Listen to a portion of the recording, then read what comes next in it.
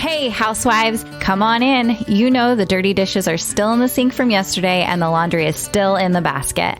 Pop your AirPods in and make yourself at home here. I'm Tracy. I'm Tori. And we are your Unlikely Housewives. Stepping out in faith and believing that God calls the unlikely, we are here to show you the appreciation and validation you deserve, lead you to authentic relationships, and release you of believing the cultural lies to restore your faith and wellness. Pull up those high-waisted yoga pants, tighten your top knot, and reheat your coffee for the third time. Turn up the volume, and let's go.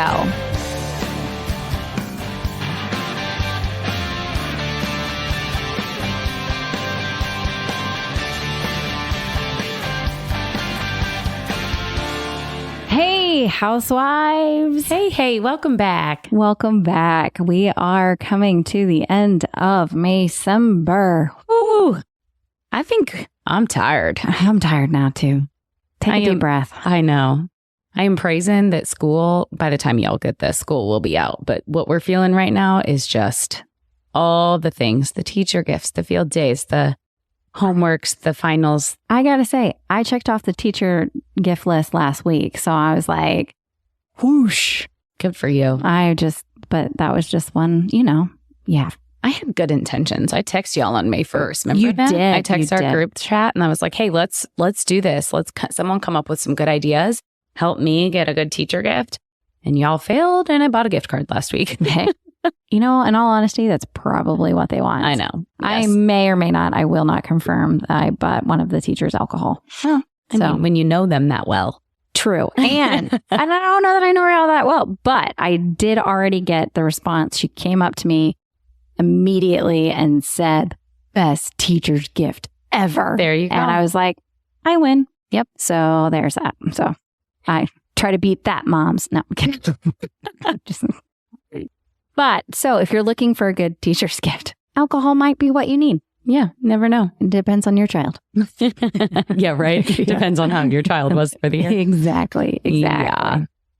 But here we are, and we've had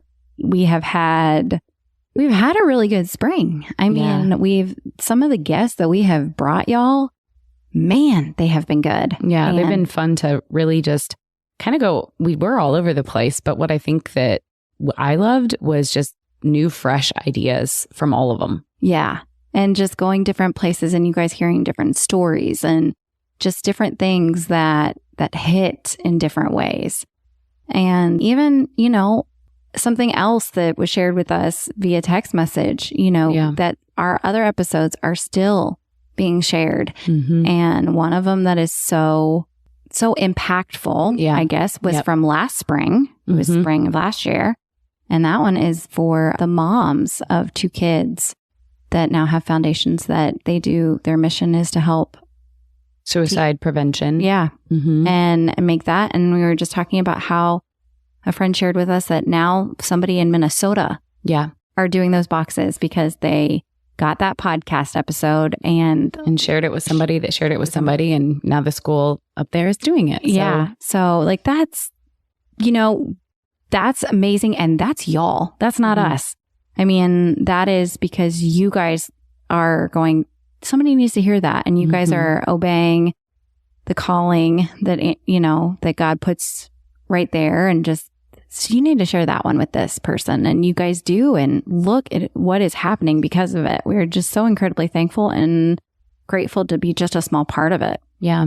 And I think that one being prevalent this month too, if you want to go back and find it, because I believe it was released a year ago in May, or maybe that was the re-release. We did it twice, but it's so good. And I think that not only is it just the realization of what other families have gone through, it kind of gives you some signals or warnings, I guess, of like just some things to think about with your own children and some prevention and just some conversations that you can have to help them if they're struggling with depression or difficult thoughts. And well, even the fact that it was talking about too, about how there weren't warning signs. Yeah, right. Like that it was, and how impactful, like just that thought is that in 20 minutes, kids can make the decision. Yep. That is a permanent. And, and I think I want to say the re-release was in September, because that's Suicide Prevention Month. Okay. And then I think the original episode was May or April of last year. Okay. But either way, it's in there a couple of times. You guys can find it. Yeah. It's great. It's probably an incredible conversation starter if you have an older teen to listen to together. Mm-hmm. And you press play and they pause when they want to ask you a question or say something. That's a great idea. So all that to say that we started this in January, coming back and talking about like doing this podcast in the struggle, not from a place of strength, but a place like through the struggle. Yeah. And God has been faithful on getting us to the end of May. Yeah. Like that's, I think when we started in January, we were nervous because we'd taken that break, the unexpected break. We took it in the fall as I was focusing on family things, and we wanted to pick up, and we did. We did an anniversary episode in December, and then we just decided, with the holidays and everything, let's start strong in January. And we hoped that we would make a whole season. And honestly, we hoped to go through the summer. But as all things, we were derailed a little bit. And I think that, what we have learned over the last year and a half is that it's okay to pause and it's okay to pivot. yeah, Especially just when you're living in a difficult season. And we both have been at different times and at the same time. Yeah. It's fun. It is. And so what we're saying here is while we do have intentions to release some episodes over the summer, we're not really sure if it's going to be a weekly or if it's going to be once and then a couple weeks off or what that's going to look like. So we're giving you the heads up that summer is up in the air.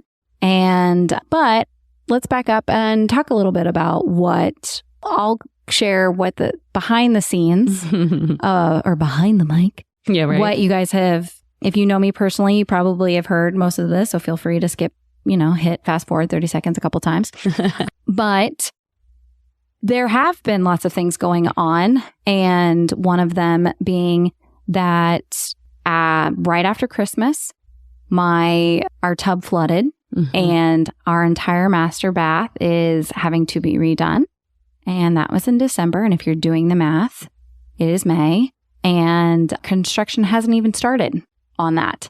And so my husband has been showering in the guest bathroom. I've been showering in Jay's bathroom. And yes, it's a first world problem, but it's also just that it rocks things. It change does. And just not into routine. Right. Not in the routine. It is an inconvenience, even though it seems a minor inconvenience, but also just like the stress of walking to your bathroom every single day and seeing that it's still not incomplete and dealing. I don't know if you've had the luxury of dealing with an insurance company trying to do a house repair and they're saying, no, it doesn't cost that. But in 2023, it does cost that. I promise this is not insurance fraud. And so like just those back and forth and the arguments and send a picture of this and the conversation with the contractor. I mean, that has been almost like Andrew and I were trying to calculate it. We're like, how many work hours have we actually spent on this? Right. Of, his valuable time, my time's worth something. And just like, wow, this would be a salary at this point of how many hours we've put in to do the research to bring to the insurance company to say, this is why, this is what we're doing. And it has been an absolute nightmare of a situation, just long and drawn out. And I still don't have a bathroom. So that's just one thing in the background of all the things going on. And then a second thing is in the fall of last year, Andrew started to have some back pain issues, and we did all the things of chiropractic and dry needling and acupuncture, and then it was good for a little bit, and then in about, I'm going to say February, it came back with a vengeance, and come to find out, in April he had an MRI, and it's a bulging disc, and so now he's going to need surgery. And so that's an entire different thing. But while that just sounds like, okay, it's been awful because the things that he cannot do is sit. Sitting is extremely painful for him. And he has a desk job.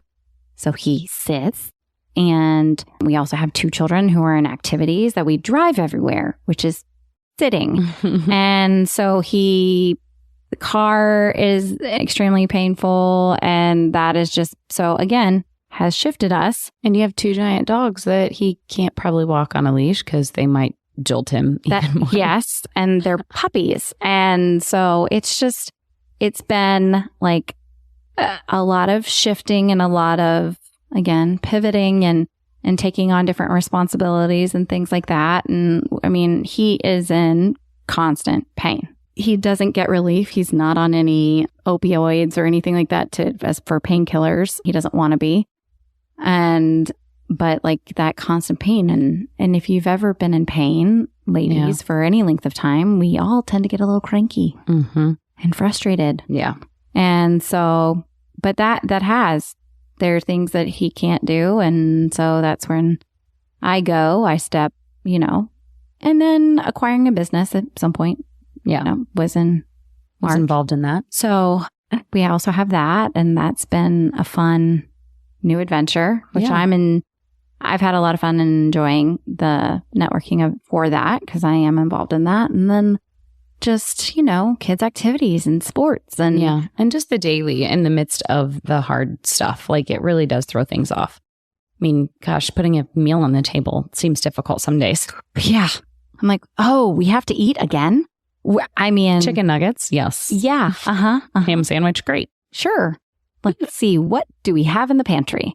I make tacos every week because you can just do a mixture of things, make them nachos the next day. There's all kinds of things, but for sure. My kids have gotten to a point of like tacos again. I have never said that, tacos again. I'm like, yep, tacos, great. Yeah. That also might be because we always have a margarita with tacos, and they can't enjoy sometimes. That.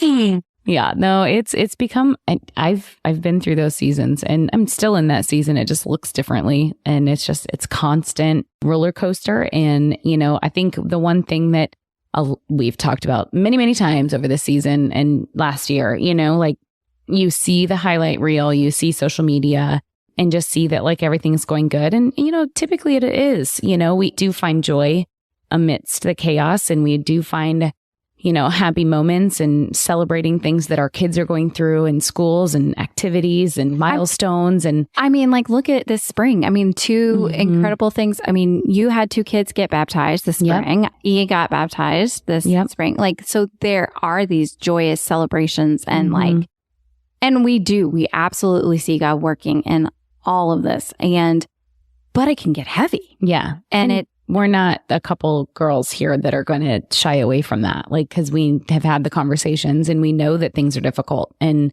I've been dealing with my own health issues and I was open about that on a couple different episodes. And it takes a lot out of you, and when things change and work changes and health changes or, now you have to have a surgery, it changes everything. And it truly changes the dynamic of your family. I mean, we have really dealt with that with our youngest having anxiety and everything that, we go through with her, it changes a full dynamic of the family. Right. And it's difficult. So we just are here to say, like, in these really hard seasons, when you're struggling, it's like you can still find joy amongst the chaos and you have to be open to that.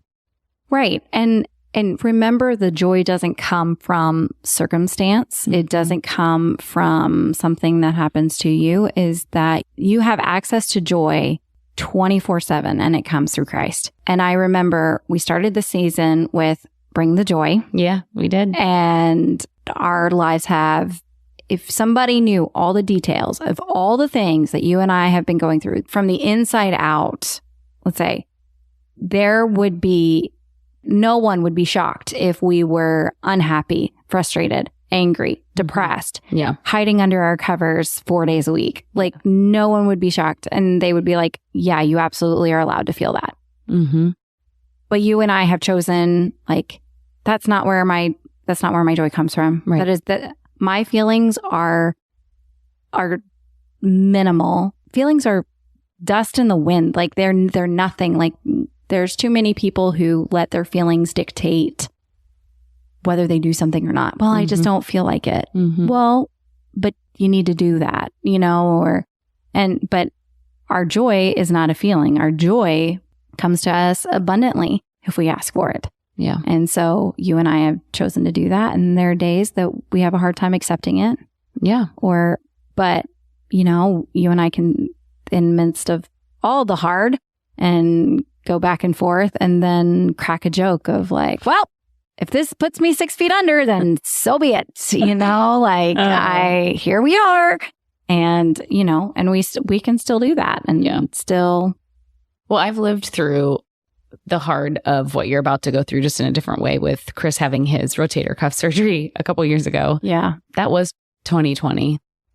Wasn't it? Yeah, it was. Louise. Yeah, it was November. It was November of 2020. And I had my kids home hybrid and I was like, you know, homeschooling and had one homeschooling for kindergarten. And yeah, that was a mess. And while he was home for he was home for a long time, but the 2 weeks post surgery, of just getting him recovered, I just was reminding Tori that it's like a newborn. You do have to set timers and make sure you stay ahead on the pain medication and do all those kinds of things. It's so fun.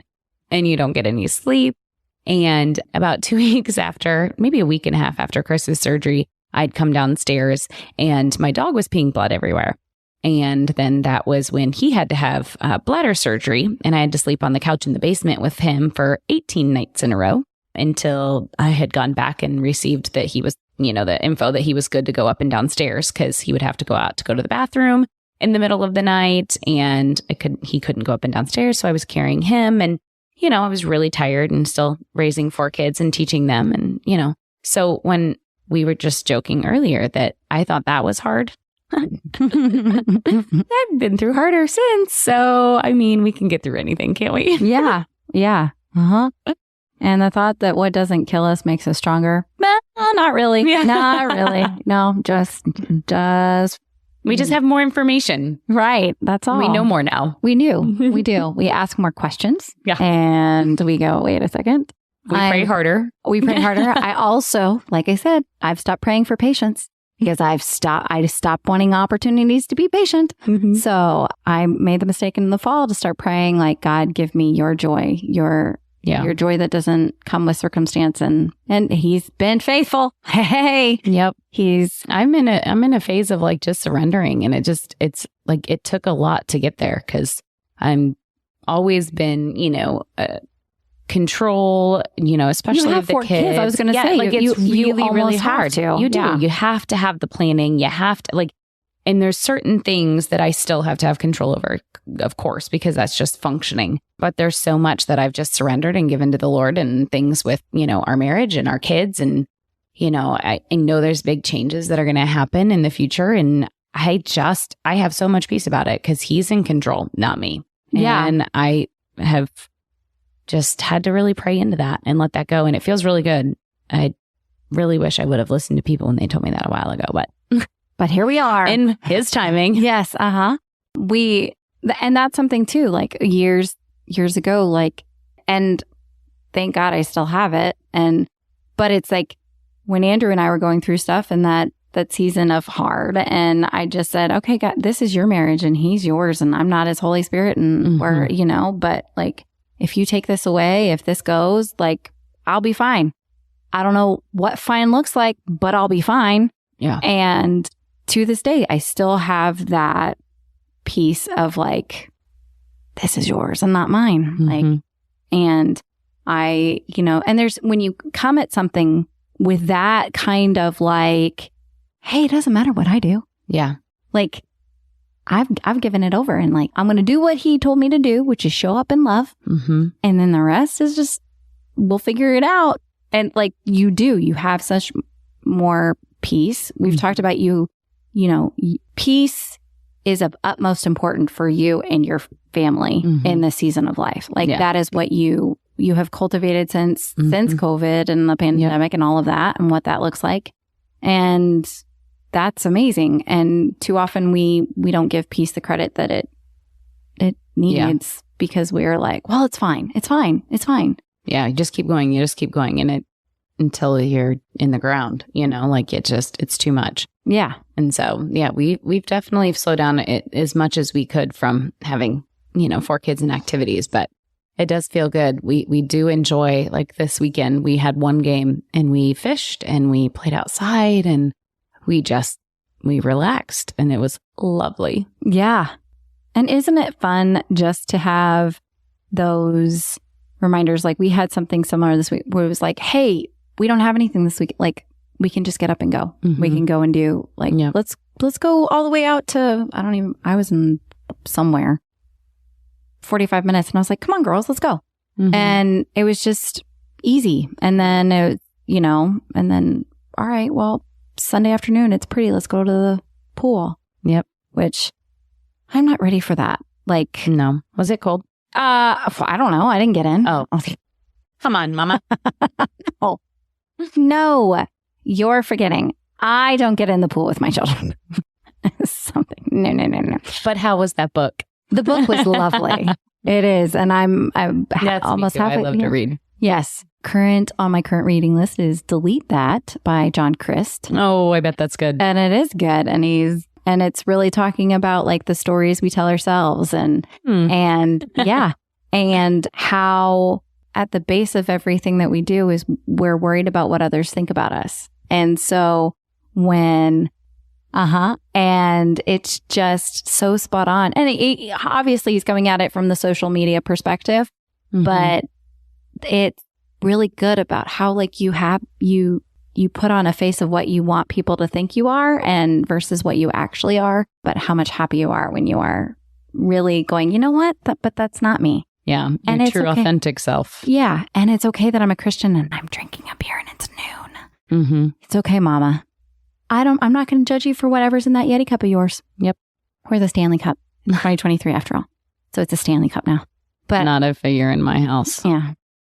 Yes. But that's it. Like, it's just, you know what? If you, no judgment here. Like, I'm not gonna judge you from what you're going through. Cause again, if you looked at my social media, you would have no idea. Mm-hmm.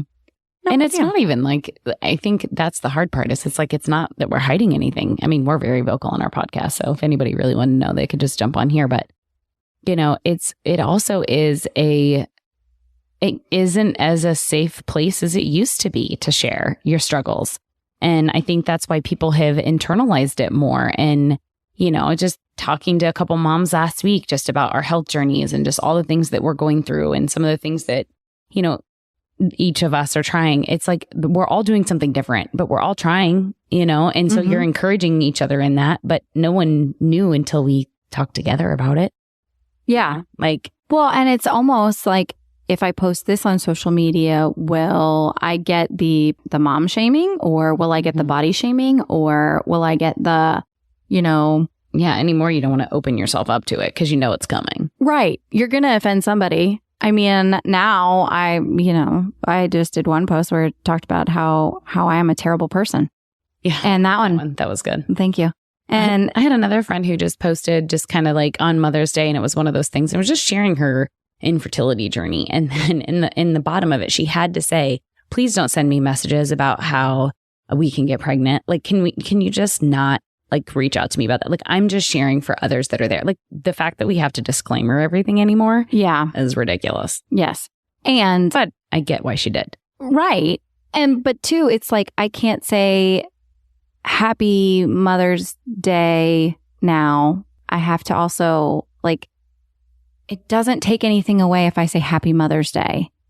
If Mother's Day is not a great day for you, I'm sorry, but we also don't have to disclaimer that, the offense is like, it's like my children, when I say, Jay, great job on cleaning, or on that pitch, whatever.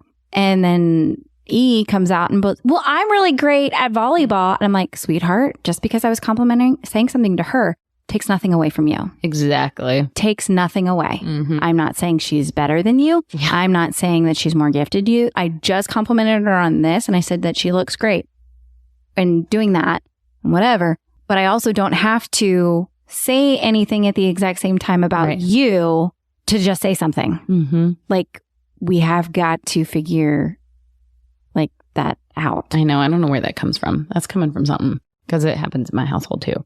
I think it's all about me, right? Like we're living in a world where it's all about Yeah, that's true. me. And so when you compliment somebody else, well, what are you going to say about me? Mm-hmm. Well, the other fun one is, well, that's not fair. And I'm like, find that in the Bible. Find it in the Bible. Well, nothing is fair, and every kid says that. Yes. Mm-hmm. But I'm like, you can't, just because your sister, she's different than you. She's not the same child as you are. So I can do whatever I want with her. Yeah, I have 4 kids are all totally different. And I tell them that all the time. Nothing will be fair. I am taking this one to do this, and this one's older than you, and this one this, and this one this. That's just the way it is. Deal with it. And it's not a tit for tat either. Like, can we quit keeping score? I know. That one's good with kids, and that one's good with spouses. Oh, yeah. My kids all know who quote unquote my favorite is, and I am quoting because I don't ever say I have a favorite. I love them all. But I mean, let's be honest. Our favorite is the one that's listening to us. Yes. And the one that loves me the most. It's obvious. Yes. I mean, the one that is put my feelings above their own. I'm like, of course they're my favorites. And the one that actually listens to me and respects me and doesn't just drop something in front of me and be like, oh, would you pick that up? What the what? Yeah. Yeah. That's yourself, kid. Yeah, exactly. Or they're sitting in front of the TV watching softball, and it's, can you get me a water? You have 2 feet. You can walk. Baby girl, you can walk. You got. I know. Summer's going to be a retraining. I'll send my kids over to your house too. Well, I can't say that I can train my own 4. Yeah, I know. Well, 2 more. Although, how about this? I'll take 2 of yours. You may take my 2, because how they always listen to somebody that's not somebody their own else, Yeah, for sure. So I'll train 2 of them. Mm-hmm. Does actually train my dogs. Might be able to do that. I'll see. But I need them to stop barking and being such jerks too. Yeah. Mm-hmm. Anyway, but that's a struggle that you went through this with the dogs and the pool and all the things, and all the things, the financial stresses and the court dates, and we've been through a little bit. Yeah. Mm-hmm. Yeah. On top of the diagnosis for B and all the things, like, yep, it's always something. It is. And as soon as we get something off our plate, there's something else. Yeah. So here's what this is not to air our dirty laundry and just come to y'all and just be like, no, I'm not feel sorry for us. It's not by any means. No, it's really just for you guys to feel you aren't alone. I mean, yeah. You can always, if you don't have a space, and again, we use this as our space, but we use each other too and our very close-knit group. But if you don't have a space that you can just be open and process things and talk about things without judgment, you got to find it, because you have to be able to process stuff. I feel like so many people are just internalizing everything that they're going through. And as life gets harder, as your kids get older, as seasons change, the highs and the lows, we have to have people in our corner and in our community to support us. Yes. And we're here to say you're not alone, and we're to encourage you to go make sure that you have those people. And there is a difference between a complaining session versus something that's actually productive. We're not talking about just talking trash about your spouse, or talking, complaining about what the kids are doing, or what, or the coworkers at the office. We're not saying that. What we're saying is that having the person or persons that you can go to and say, okay, I need to get this off my chest. I'm going to tell you the feelings that I feel. And then I'm going to, and then you redirect me back to, this is what God's doing in this, and shine some light on it for me, because I can't see it. I can't see it. Yeah. I can't see the joy at the moment. Yeah. My blinders are on, or, something is going on. Yeah. God wants that for us. Yeah. He wants us to be in that kind of community. He wants us to be able to work things out in that space. And that's why he's given us relationships with others. Mm-hmm. So you can, I hope that if you don't have that, I hope that you find it. And and if you need help finding it, reach out to us. I can definitely give you some places where I have found people, but again, a lot of times it's just opening your mouth, right? As hard as that is, I'll be completely honest with you that I did not want to meet today because I didn't want to talk. Yep. I didn't want to have to process things. I didn't want to, I wanted it all the time. Yep. And I didn't want to bring it back. I it's just easier if we don't meet today, so we don't talk about things, and then I can be on my own and because I'm good by myself. But like, that's not what it is. And you and I have been very different struggles. And there's been times too where I want to bring something, but I'm like, but she's going through so much more with the court dates and the all this stuff. And I'm like, but again, my struggles don't take anything away from your struggles. Exactly. And you're not comparing them, and I'm not comparing them. Like, there are struggles that you're going through that I'm like, yeah, that would seem like I could handle that more than I could handle this. And you can be like, well, what's hard for her? You would be like, well, that would be easy to, manage and do. Like, that's not. One of the things I just read in the book that I'm reading in regards to Braylon's new diagnosis is it was just saying like, it is so much easier to not talk to people about it because unless they have a child with the same thing, they just don't get it. So it's easier to not talk about it than to talk about it. But the problem that leads to is feeling extremely alone in what you're dealing with. Yeah. And it's lonely enough as it is. And then even lonelier to not talk about it. And it's a struggle, but I have to force myself because I know that I'm going to talk about it, especially with my circle, and they're not going to get it, but they're going to love me for what I'm going to say about it anyway. Yeah. And that's hard, but that's what we're all growing. Well, and the other thing too is that in that, like, you don't know who is going through it as like, you may find that one other person, right? But you're never going to find them if you don't say, man, this has been hard. And this is what, what we're struggling through. Like, you won't, because people can't read our minds. And, if you don't open yourself up to that, then how on earth can anything come from it? Yep. But, well, we're here just to remind you, you are not alone. Correct. And we are always trying to find the joy and bring the joy. Bring the joy. Bring the joy amongst the chaos and share in your seasons of struggle because you're not alone. And there are so many people that you're going to be sitting around at barbecues and in this summer. And like, guys, don't just ask, how are you? Say, how's your heart? What's going on? Like, get to the root of people. And start to connect again. Connect on a deeper level. Help people see that you're there for them more than surface, because that's what we both long for. Yeah. And don't be surprised. Like, welcome the opportunity to just be there. You don't have to say anything. You don't have to have the right words. You can literally just be, hey, I'll sit shoulder to shoulder with you and you can talk or not talk. And either way, it's really fine with me. Yep. And sometimes that's all somebody needs. And that's all, like, or sometimes, honestly, they just need your space. Yeah. I mean, I had a friend earlier this year that called and said, are you home? Because I can't go home. I just need to be somewhere. And I don't know that I'll be able to talk, but I just need to be not at home. Come on over, But if we also don't tell people that, and remind our friends and tell them over and over and over again, like, hey, if you ever need, I'm here for you. I'm, because again, we forget. We so easily forget. Yep. And then we start to try to do it on our own and not do it, and when we know that if we just made that phone call, hey, can I just come over for orange juice and mimosa?